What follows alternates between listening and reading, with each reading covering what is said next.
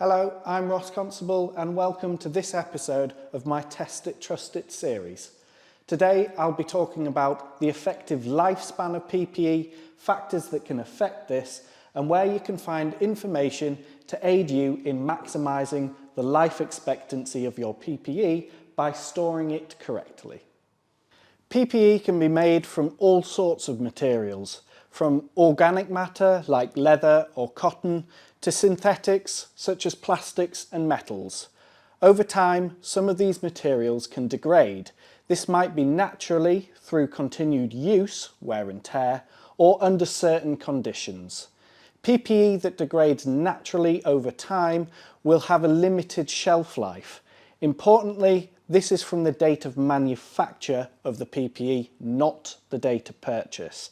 If the PPE does degrade naturally, it must display a date of manufacture or an expiry date, which must be legible and indelible throughout the expected lifespan of the product.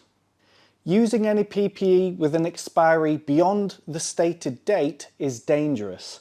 The expiry date is based on simulated wear testing. The testing tells manufacturers when PPE will stop being effective and therefore the point to which you can trust it.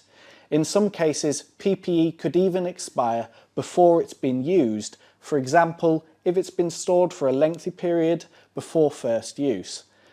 As frustrating as this might be, it's vital that it's disposed of without being used. It's an end user's obligation to check that the PPE that they're using remains in date and safe to use.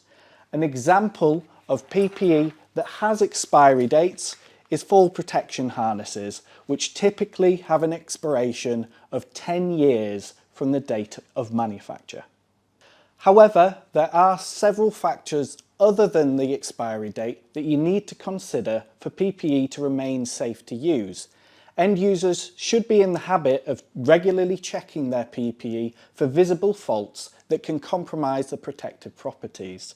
If a fault is identified, new PPE should be issued and the faulty PPE removed from use. These checks should be carried out by competent personnel. Repeated use of PPE can lead to wear, which in turn can result in faults developing. An example of this would be the fraying or holing of webbing straps for those fall protection harnesses.